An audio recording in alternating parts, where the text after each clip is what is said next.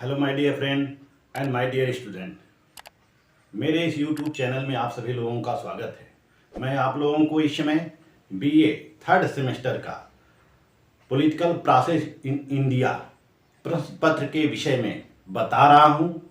Political process in India प्रश्न पत्र की इस कड़ी में मैं आपको प्रथम यूनिट या प्रथम अध्याय पढ़ा रहा हूं, जिसमें औपनिवेशिक भारत में लोकतंत्रीकरण की प्रक्रिया एवं उत्तर औपनिवेशिक भारत में लोकतंत्रीकरण की प्रक्रिया आप लोगों ने पिछले वीडियो में पढ़ा।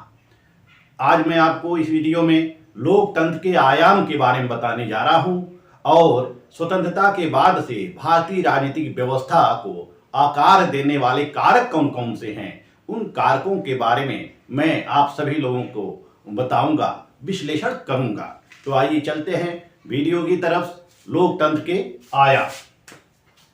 जैसा कि लोकतंत्र आप लोग सभी जानते हैं, लोकतंत्र होता क्या है और 1947 के पश्चात भारत में लोकतंत्रीकरण के लिए कौन कौन से प्रयास शुरू हुए, जैसे संविधान का लागू होना, चुनाव होना, मताधिकार प्रदान किया जाना इत्यादि जैसे विभिन्न एलिमेंट हैं जो हमारे भारतीय राजनीतिक व्यवस्था में लागू किए गए हैं, जिससे कि लोकतंत्र को एक मजबूत आधार मिला, मजबूत आधार प्रदान किया गया लोकतंत्र को। तो इसी तरह से लोकतंत्र जो लागू किया गया वह उसके आयाम कौन कौन से हैं। लोकतंत्र के 3 आयाम हैं। आपके सिलेबस में लोकतंत्र के 3 आयामों के बारे में वर्णन किया गया है, जिसमें सामाजिक है, आर्थिक है और राजनीतिक है। सामाजिक, पहला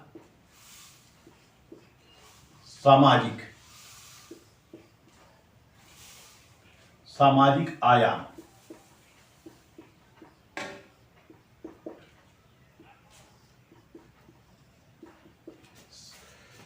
लोकतंत्र के सामाजिक आयाम कौन कौन से हैं। सामाजिक, समाज में लोकतंत्र कैसे लागू किया गया। जैसे कि हम देखते हैं कि पूर्व में या मध्यकाल में सामंतवादी व्यवस्था होती है, राजतंत्री व्यवस्था होती है, पब्लिक को अधिकार नहीं दिए जाते हैं, काफ़ी भेदभाव होता है, अमीर गरीब, ऊंच नीच, जाति पाति इत्यादि का भेदभाव होता है हमारे समाज में। और यह ब्रिटिश कालीन भारत तक रहा, लेकिन हमारे संविधान निर्मात्री सभा के द्वारा संविधान बनाकर इस सभी असमानताओं को दूर किया गया। समाज में जितनी भी विषमताएं व्याप्त थीं, जैसे कि ऊंच नीच की भावना, अमीर गरीब की भावना, जातिगत भावना, जितनी भी असमानताएं विद्यमान थीं, सभी असमानताओं को दूर करने का प्रयास किया गया। जैसे कि हमारे भारतीय संविधान के अनुच्छेद 15 में यह वर्णित है, धर्म, मूल, वंश, लिंग, जाति के आधार पर विभेद से प्रतिषेध। अनुच्छेद 15 क्या है, समानता देता है, सभी लोगों को समाज में समानता स्थापित करता है। अनुच्छेद 15 यह कहता है कि सभी नागरिकों के साथ, सभी व्यक्तियों के साथ धर्म, मूल, वंश, लिंग, जाति के आधार पर भेदभाव से प्रतिषेध किया जाता है। यानी कि अब हमारे समाज में छुआछूत की भावना नहीं होगी, अस्पृश्यता की भावना नहीं होगी। जैसे पूर्व में देखते थे कि जो ऊंची जाति के लोग होते थे, वो ऊंची जाति और निम्न जाति में काफ़ी भेदभाव था।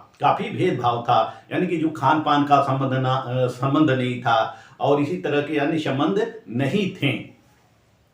तो जो ऊंची जातियां होती थी वह निम्न जातियों को हेय दृष्टि से देखती थी, क्योंकि निम्न जातियां ऐसे कार्य करती थी जिससे कि उनसे बड़ी जातियां दूरी बनाकर रहती थी। ऐसे में है भारतीय संविधान के द्वारा अनुच्छेद 15 में इसको दूर किया गया। जैसा कि अनुच्छेद 15(1) में कहा गया है, अनुच्छेद 15(1) में कहा गया है कि किसी भी सार्वजनिक प्रतिष्ठानों जैसे होटल, रेस्तरां, पार्क, बगीचे, नदी के घाट, कुओं, तालाबों, सड़कों इत्यादि स्थानों पर, जो सार्वजनिक समागम के स्थान हैं, इत्यादि स्थानों पर धर्म, मूल, वंश, लिंग, जाति के आधार पर भेदभाव नहीं किया जाएगा। जाति के आधार पर भेदभाव नहीं किया जाएगा। तो समाज में जो जातिगत भेदभाव था उसको समाप्त कर दिया गया। इसी तरह से अनुच्छेद 17 यह कहता है अस्पृश्यता का अंत। अनुच्छेद 16 को हम लेते हैं। अनुच्छेद 16 में आरक्षण की व्यवस्था की गई है। किसके लिए आरक्षण की व्यवस्था की गई है? 16(4) में उनके लिए, किसके लिए? जो सामाजिक, आर्थिक, राजनीतिक, शैक्षणिक रूप से पिछड़े वर्ग हैं, इसके लिए आरक्षण की व्यवस्था की गई। यानी कि हमारे संविधान निर्माताओं ने सोचा कि जो समाज में पिछड़े वर्ग हैं, जैसे कि जो जिनका सामाजिक स्तर निचले पायदान पर है, आर्थिक, राजनीतिक, शैक्षणिक, इन क्षेत्रों में पर्याप्त प्रतिनिधित्व नहीं है, उनको प्रतिनिधित्व सुनिश्चित करने के लिए हम उनको कुछ आरक्षण दे देते हैं और इस 16(4) में आरक्षण की व्यवस्था कर दी जाती है। इसी तरह से अनुच्छेद 15 के अंतर्गत, 15(3) के अंतर्गत महिलाओं को, अनुसूचित जाति, अनुसूचित जनजातियों को भी आरक्षण का प्रावधान किया गया। हमारे संविधान में प्रावधान कर दिया गया आरक्षण का कि ये कमजोर वर्ग हैं और इनको नौकरियों में, राजनीति में, शिक्षा के क्षेत्र में, आर्थिक क्षेत्र में पर्याप्त भागीदारी सुनिश्चित करने के लिए उनको कुछ मौका, अवसर दिए जाएं, कुछ रियायत दिए जाएं। तो इस तरह से सामाजिक रूप से सबका सामाजिक जो स्तर है, सभी वर्गों का, सभी जातियों का सामाजिक स्तर है, वह एक प्लेटफार्म पर लाया गया। एक प्लेटफार्म पर, यानी कि एक ऐसा प्लेटफार्म निर्मित किया गया जिस पर कि बड़ी जात के लोग भी रह सकें और छोटी जात के लोग भी रह सकें। धर्म के आधार पर भेदभाव समाप्त किया गया, लिंग, जाति के आधार पर भेदभाव समाप्त किया गया। अब जितने अधिकार पुरुषों को दिए गए हैं उतने ही अधिकार स्त्रियों को भी दिए गए हैं। स्त्रियां भी, महिलाएं भी किसी मामले में पुरुषों से कम नहीं है। वो महिलाओं को पुरुषों से कमतर नहीं आंकना चाहिए। जितना मेहनत पुरुष करते हैं, यदि उतनी ही मेहनत महिलाएं भी करती हैं, तो ऐसी स्थिति में उनको समानता की स्थिति प्राप्त हो जाती है। वह भी हर क्षेत्र में अपना प्रतिनिधित्व सुनिश्चित कर रही हैं। तो हम देखते हैं कि सामाजिक स्तर पर सभी वर्गों, सभी जातियों का समानीकरण किया गया, यानी कि समानता स्थापित की गई। और इसमें जब तक सामाजिक स्तर पे सभी लोगों के बीच समानता स्थापित नहीं की जाएगी, तब तक लोकतंत्र संभव नहीं होगा, लोकतंत्र सफल नहीं हो सकता है।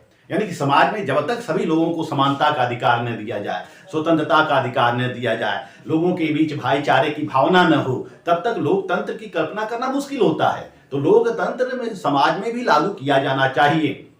सबको अधिकार दिया जाना चाहिए, सबको अपनी बात कहने का अधिकार दिया जाना चाहिए।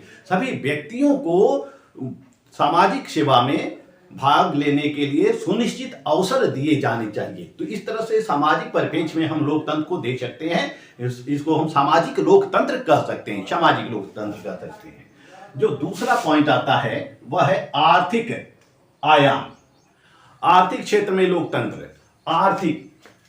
आर्थिक क्षेत्रों में अवसर की समानता, अवसर की समता सबको सुनिश्चित किया जाए। जब तक सबको आर्थिक क्षेत्र में समान अवसर उपलब्ध नहीं होंगे, तब तक लोगों के जो जीवन है, जीवन यापन के स्तर में सुधार नहीं होगा। जब तक लोगों को आर्थिक अवसर में समानता उपलब्ध नहीं किया जाएगा, तब तक लोगों के समक्ष रोटी, कपड़ा और मकान की समस्याएं बनी रहेंगी। लोग अपनी जीवन शैली को सुधार नहीं सकते हैं। तो ऐसे में आर्थिक क्षेत्र में भी लोकतंत्र स्थापित करना सुनिश्चित किया गया। सभी लोगों को रोजगार, जैसा कि अनुच्छेद 16 कहता है कि लोक नियोजन में अवसर की समानता। अनुच्छेद 16 क्या है? लोक नियोजन में अवसर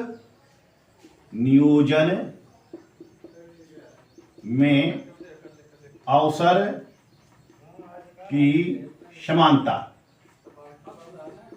लोक नियोजन में अवसर की समानता, लोक नियोजन में अवसर की समानता, यानी कि सरकारी नौकरियों में सबको समान प्रतिनिधित्व दिया गया। यानी कि जो जिस योग्य है वह उस योग्यता के अनुरूप वह विभिन्न क्षेत्रों में जा सकता है, विभिन्न सेवाओं में जा सकता है। ऐसी स्थिति में आर्थिक द्वार सबके लिए खोल दिए गए हैं। सभी लोग अपने परिश्रम के द्वारा आर्थिक क्षेत्रों में उत्पादन का कार्य कर सकते हैं। मिल, कल, कारखाने, फैक्ट्रियां लगा सकते हैं, विभिन्न संसाधनों का उपभोग कर सकते हैं।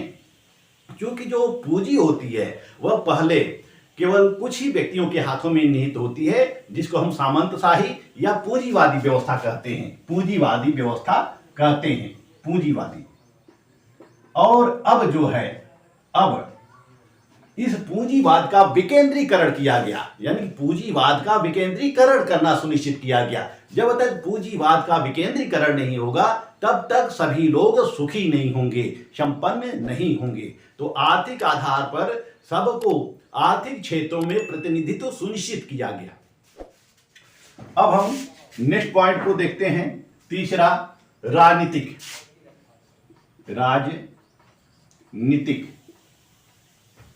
राजनीतिक आयाम। इसी तरह से लोकतंत्र को राजनीतिक क्षेत्र में लागू किया गया। लोकतंत्र को राजनीतिक क्षेत्र में भी लागू किया गया। लोगों को राजनीतिक अधिकार प्रदान किए गए। राजनीतिक अधिकार लोगों को प्रदान किए गए। ये राजनीतिक अधिकार कौन कौन से लोगों को मिले? मतदान का अधिकार, मत देने का अधिकार, निर्वाचित होने का अधिकार या चुनाव लड़ने का अधिकार, चुनाव लड़ने का अधिकार,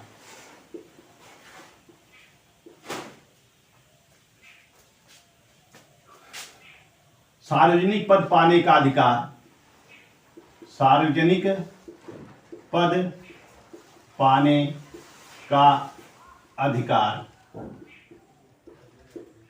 सरकार की आलोचना करने का अधिकार, सरकार की आलोचना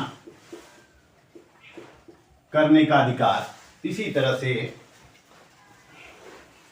दल बनाने का अधिकार, दल या संगठन बनाने का अधिकार।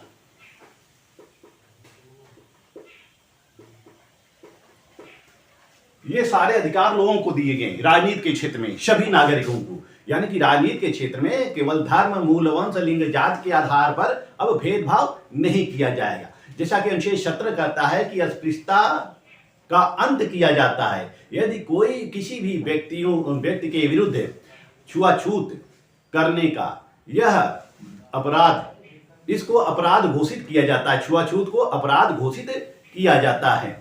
किसी भी व्यक्ति के मामले में यदि ऐसा पाया जाता है तो उसके विरुद्ध दंडनीय कार्रवाई की जाएगी। तो ऐसी स्थिति में राजनीति के क्षेत्र में सभी लोगों को, सभी धर्म, सभी वर्ग, सभी जातियों के लिए द्वार खोल दिए गए। जो थोड़ा सा असक्षम वर्ग होता है, जैसे कि पिछड़ा वर्ग, अनुसूचित जाति, अनुसूचित जनजाति, महिलाएं, इनके लिए राजनीति में भी विशेष प्रावधान कर दिए गए। राजनीति में भी इनके लिए वो आरक्षण कर दिया गया। जैसे कि पंचायती राज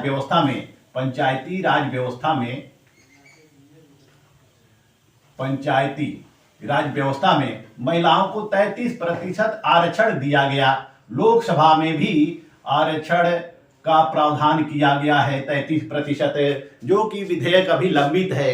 लोकसभा और राज्यसभा के द्वारा अभी यह विधेयक पारित नहीं किया गया है। इसी तरह से लोकसभा और विधानसभा की सीटों में भी आरक्षण का प्रावधान किया गया। एससी, एसटी और ओबीसी के लिए आरक्षण का प्रावधान किया गया है।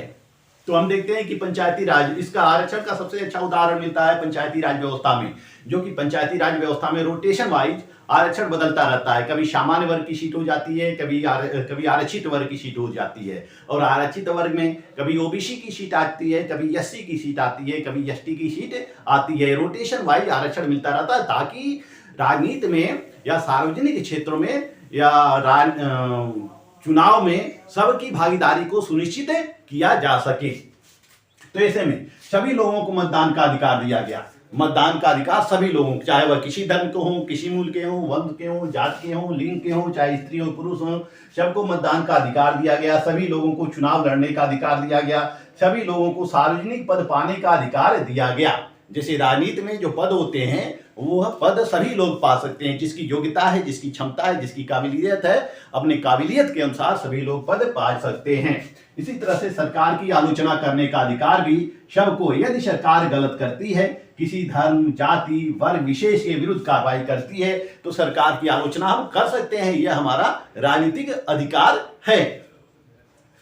इसी तरह से हम कोई भी दल बना सकते हैं, संगठन बना सकते हैं, राजनीतिक दल। हम देखते हैं कि रोज नए नए राजनीतिक दल बनते रहते हैं और यह राजनीतिक दल उनके विचारों के अनुरूप होते हैं, क्षेत्र के अनुरूप होते हैं, भाषा के अनुरूप होते हैं, उनके हितों के अनुरूप होते हैं। तो विभिन्न राजनीतिक दल भी व्यक्तियों के द्वारा बनाए जाते हैं, उनको स्वतंत्रता प्राप्त होती है कि वह राजनीतिक दल बनाकर चुनाव लड़ सकते हैं। कोई भी संगठन बना सकते हैं, जैसे कि छात्र संगठन हम देखते हैं, शिक्षक संगठन, व्यापारी संगठन और किसान संगठन वगैरह वगैरह बहुत संगठन ऐसे अस्तित्व में आते हैं जो कि अपने हितों के लिए मुखर होते हैं और सरकार का विरोध करते हैं अपने हितों के लिए, या सरकार ऐसा कोई कानून बनाती है जो उस विशेष संगठन के हितों के विरुद्ध है, प्रतिकूल है, तो वह हित लामबंद हो जाते हैं और सरकार का विरोध करते हैं और नीतियों को या उस अधिनियम को वापस करने के लिए वह जोर डालते हैं, बल देते हैं। तो ऐसे में हम देखते हैं कि लोकतंत्र तीनों क्षेत्रों में लागू कर दिया गया है, चाहे वह सामाजिक क्षेत्र हो या फिर आर्थिक क्षेत्र हो या फिर राजनीतिक क्षेत्र हो। राजनीतिक क्षेत्रों में भी यह लोकतंत्र लागू कर दिया गया है सबको, यानी कि सभी लोगों को समानता का अधिकार प्रदान कर दिया गया है। केवल धर्म, मूल, वंश, लिंग, जाति के आधार पर विभेद से प्रतिषेध कर दिया गया है। इन आधारों पर किसी भी व्यक्ति को वंचित नहीं किया जाता है, चाहे वह समाज में हो, चाहे वह राज्य में हो, राजनीति समाज में हो, चाहे राजनीति में हो, चाहे आर्थिक क्षेत्रों में हो। आइए अब हम चलते हैं स्वतंत्रता के बाद से भारतीय राजनीतिक व्यवस्था को आकार देने वाले कारक। व्यवस्था को आकार देने वाले व्यवस्था, यह राजनीतिक व्यवस्था, भारतीय राजनीतिक व्यवस्था। यह राजनीतिक व्यवस्था क्या होती है? राजनीतिक व्यवस्था को जानने के पूर्व हम व्यवस्था को जान लेते हैं कि व्यवस्था क्या होती है। व्यवस्था, सिस्टम, जिसको हम कहते हैं सिस्टम क्या होता है? जिस तरह से हमारे शरीर में विभिन्न अंग होते हैं, हमारे शरीर का सिस्टम होता है, जैसे हमारे शरीर का सिस्टम होता है, तंत्र का तंत्र होते हैं, विभिन्न अंग होते हैं, विभिन्न पार्ट होते हैं जो किसी न किसी प्रकार का योगदान देती हैं शरीर के वृद्धि के लिए। शरीर में किसी न किसी प्रकार का योगदान देती हैं, जैसे कि हाथ, पैर, आंख, नाक, कान, ये सब क्या है? शरीर के अंग हैं। हर अंगों का अपना अपना महत्व है। कोई भी एक अंग बेकार हो जाए तो शरीर अपंग हो जाती है, या फिर एक अंग अगर हमारा नहीं रहा तो हमारी शरीर का जो सिस्टम होता है वह कार्य उचित तरीके से कार्य नहीं कर पाता है, कार्य करने में बाधा उत्पन्न होती है। जैसे एक हाथ न रहे तो फिर हम क्या हो जाएंगे? अपंग हो जाएंगे, हम कोई भी कार्य प्रॉपरली नहीं कर सकते हैं। तो ये जिस तरह से शरीर का सिस्टम होता है, हम इसको विभिन्न अंदर के पार्ट जो होते हैं, जैसे गुर्दे होते हैं, गुर्दा है, लीवर है, आंत है, स्प्लीन है, हार्ट है, फेफड़ा है, ये सब क्या है? शरीर के अंग हैं। ये शरीर के निर्माण में, शरीर को चलाने में अपनी महत्वपूर्ण भूमिका निभाती हैं। तो इसी तरह से राजनीति का भी एक सिस्टम होता है, राजनीतिक व्यवस्था का भी एक सिस्टम होता है, और उस सिस्टम में सब जितने भी अंग होते हैं, उस राजनीतिक व्यवस्था के जितने भी अंग होते हैं, सभी अंग राजनीति में सक्रिय भूमिका निभाते हैं। जैसे कि भारतीय राजनीतिक व्यवस्था को देख लेते हैं तो कार्यपालिका, व्यवस्थापिका, न्यायपालिका, ये तीन मुख्य अंग हैं और विभिन्न अंग हैं। इसके आनुषंगिक संगठन विभिन्न हैं। राज्य की सरकारें हैं, केंद्र की सरकारें हैं, विभिन्न संगठन हैं जो कि राजनीति में महत्वपूर्ण भूमिका निभाते हैं। और कुशल प्रशासन के लिए, पारदर्शी प्रशासन के लिए तीनों में तालमेल, सामंजस्य और सहमति होना भी आवश्यक होता है। तो इसी तरह से राजनीति में भी अपनी व्यवस्था होती है, राजनीति भी व्यवस्था के अनुसार चलती है।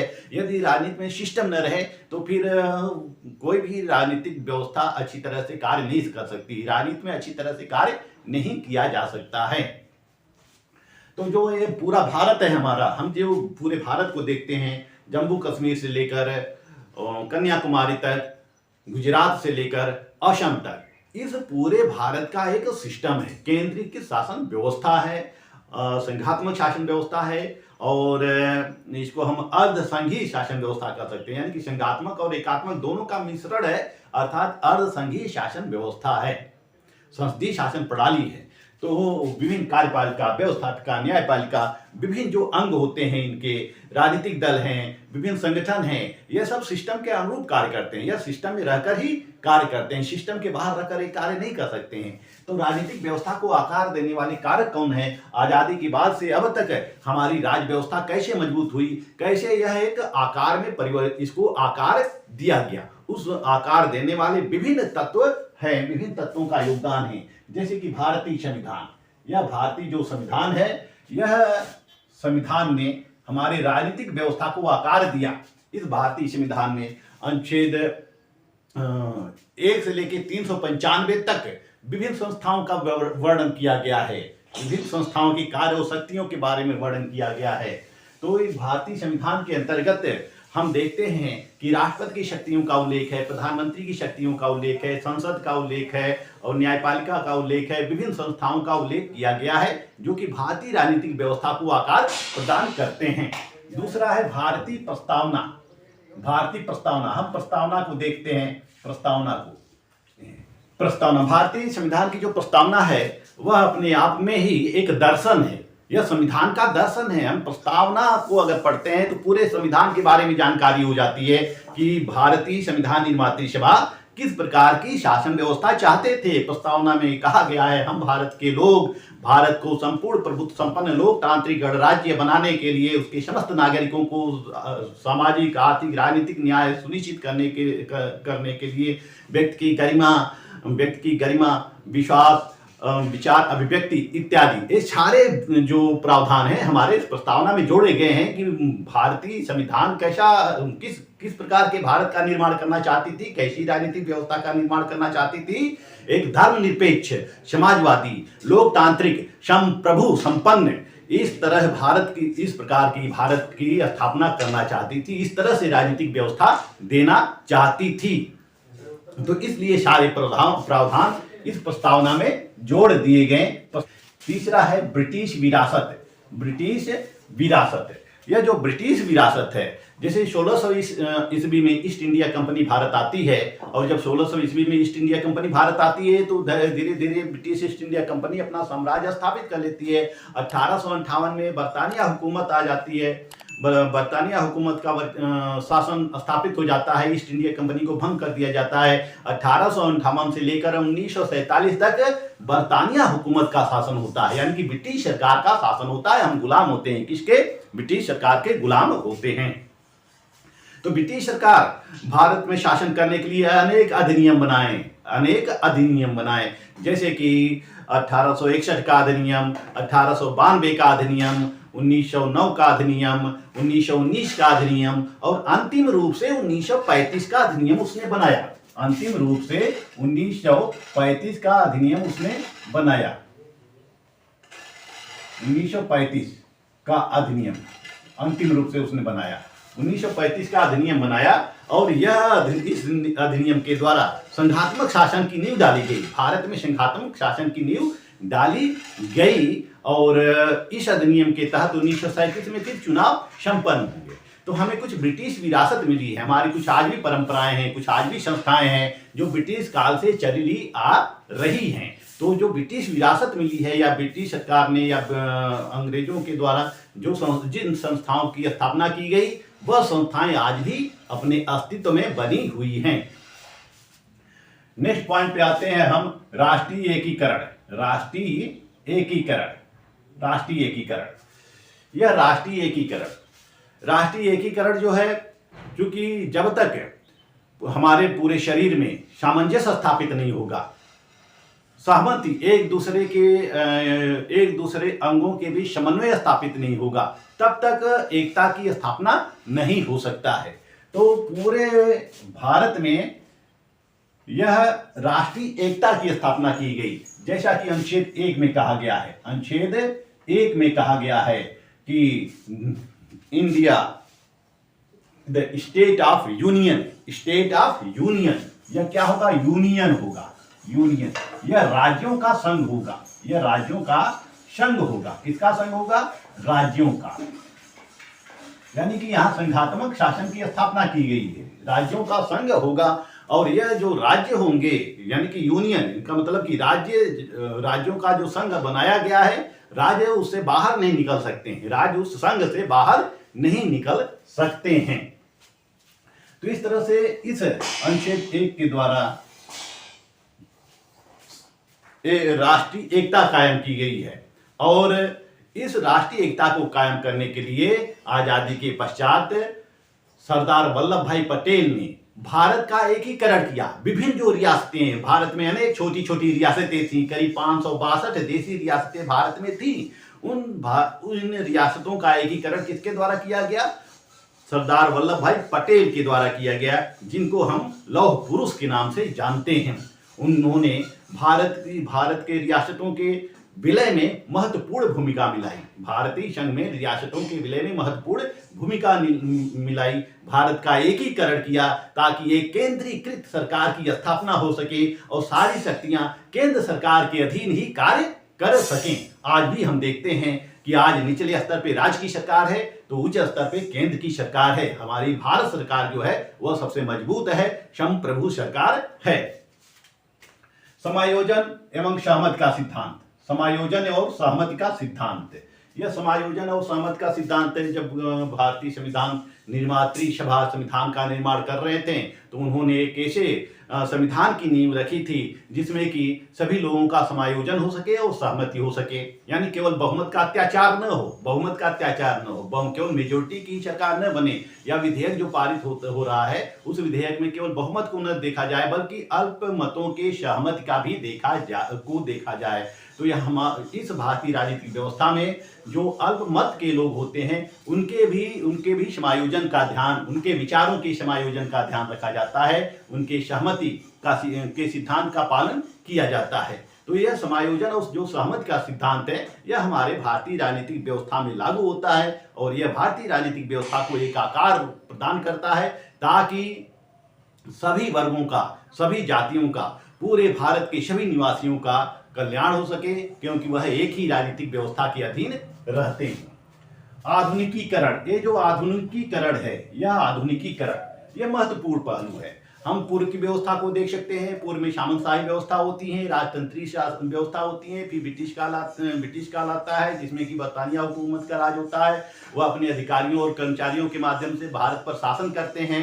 लेकिन जब 1951 और 52 का प्रथम आम चुनाव होता है तो उस आम चुनाव के पश्चात कुछ नई चीजें सामने आने लगती हैं। जैसे भारत में लोकतंत्र की स्थापना हो जाती है, सबको अधिकार दिए जाते हैं, सबको मताधिकार दिए जाते हैं, स्त्रियों को भी पुरुषों के बराबर भागीदारी सुनिश्चित की जाती है। तो यह जो सभी लोगों को समान अधिकार, स्वतंत्रताएं प्रदान की जाती हैं, अधिकार प्रदान किए जाते हैं, जो हमारे संविधान में अनुच्छेद 14 से लेकर अनुच्छेद 32 तक दिया गया है, यह सभी लोगों को प्राप्त है, यह सभी भारतीयों को प्राप्त है।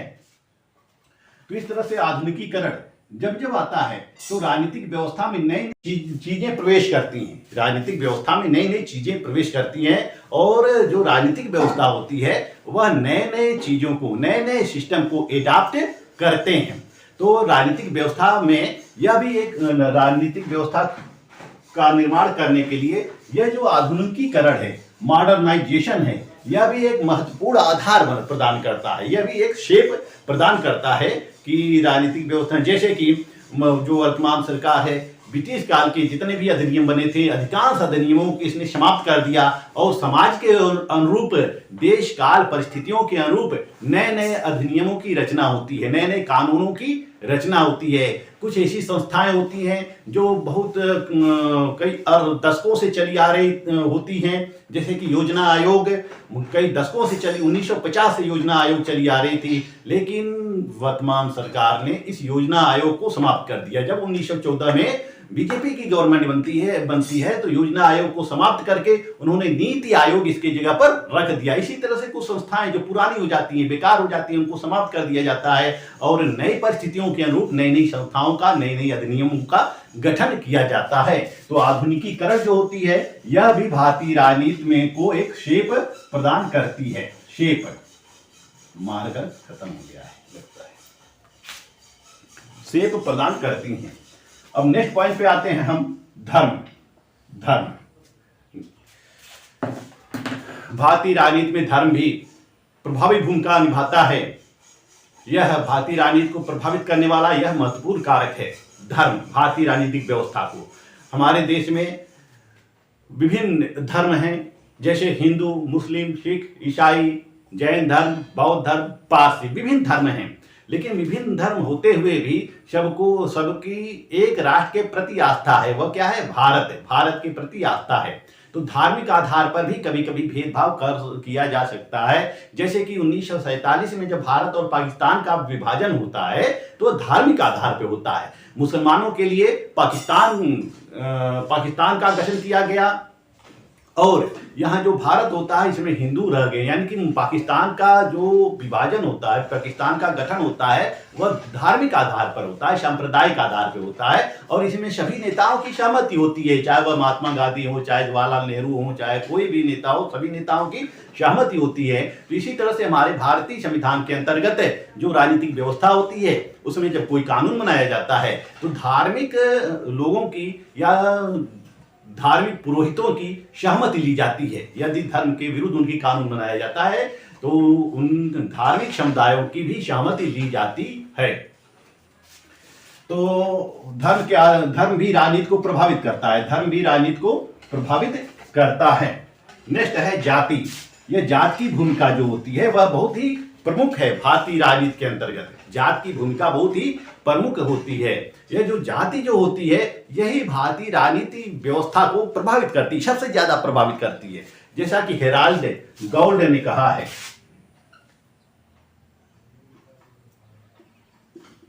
हेराल्ड गौल्ड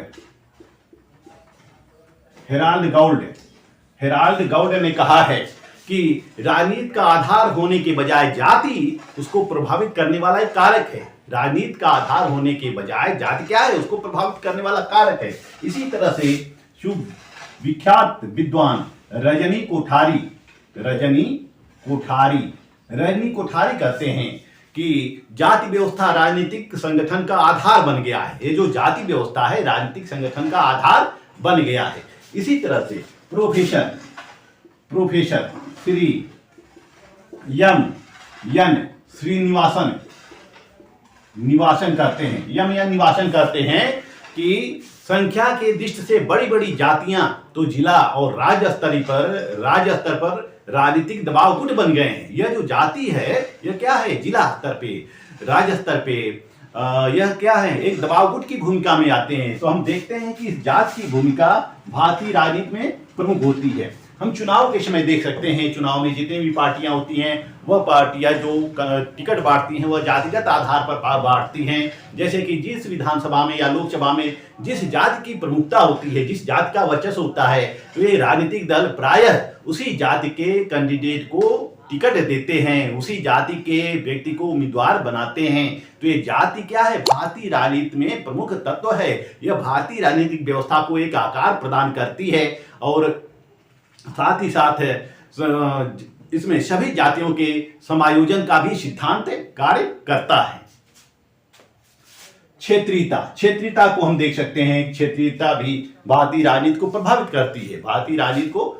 करती है। क्षेत्रीयता जैसे कि विभिन्न क्षेत्रों के बीच विवाद होता है, विभिन्न राज्यों के बीच विवाद होता है, जैसे नदी पानी विवाद होता है या सीमा संबंधी विवाद होता है। विभिन्न विवाद होते हैं जो भारतीय राजनीति को प्रभावित करते हैं। जैसे महाराष्ट्र में हम ले सकते हैं, बाला साहब ठाकरे के पश्चात राज ठाकरे आते हैं और राज ठाकरे के पश्चात उद्धव ठाकरे आते हैं, जिन्होंने क्षेत्रवाद को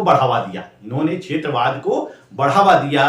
जैसे कि दक्षिण भारतीयों के लिए पुंगी बजाओ लुंगी भगाओ और उत्तर भारतीयों के लिए इन्होंने काफी व्यापक आंदोलन छेड़ा। उत्तर भारतीयों को भी अपने राज्य से निष्कासन करने के लिए इन्होंने आंदोलन छेड़ा।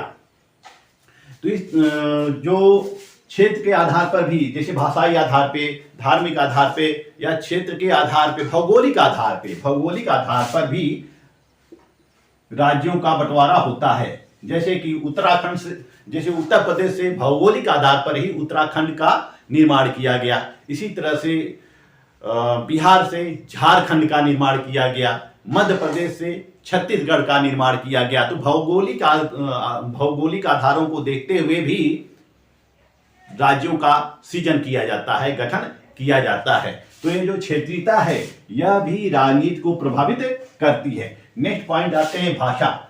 यह भाषा जो है यह भी प्रमुख आधार है राजनीतिक व्यवस्था को आकार देने के लिए, क्योंकि भाषाई आधार पर ही सबसे पहले राज्यों का पुनर्गठन होता है। 1956 में राज्य पुनर्गठन अधिनियम पारित होता है, जिसके तहत सबसे पहले आंध्र प्रदेश का गठन किया जाता है भाषाई आधार पे। हम देखते हैं कि हमारे भारत में अनेक भाषाएं हैं। संवैधानिक मान्यता जो है 22 भाषाओं को ही प्राप्त है, 22 भाषा को प्राप्त है संवैधानिक मान्यता।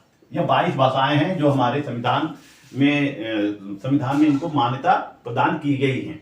तो भाषा जो होती है यह भी राजनीति को कहीं न कहीं प्रभावित करती है। अब हम आते हैं दबाव व हित समूह।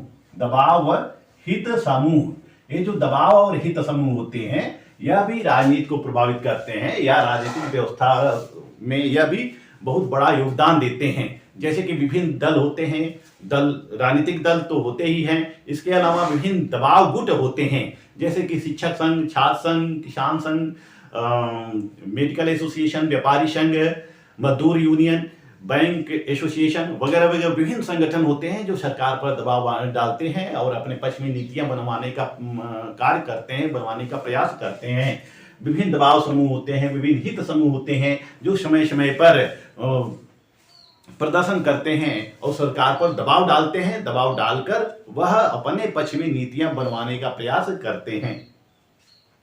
तो इस तरह से हम देखते हैं कि विभिन्न तत्व हैं जो स्वतंत्रता के बाद से भारतीय राजनीतिक व्यवस्था को आकार प्रदान किया। जो भारत की राजनीतिक व्यवस्था होती है वह क्या हो जाती है, एक धर्मनिरपेक्ष राष्ट्र की हो जाती है। यानी कि धर्म के आधार पे धर्मनिरपेक्ष राष्ट्र हो गया। भारत कैसा हो गया, धर्मनिरपेक्ष राष्ट्र हो गया, समाजवादी हो गया, हो गया, लोकतांत्रिक हो गया, धर्मनिरपेक्ष हो गया, समाजवादी हो गया, लोकतांत्रिक देश यह बन गया हमारा भारत। यह है हमारा भारत, यह हमारे भारत का चरित्र।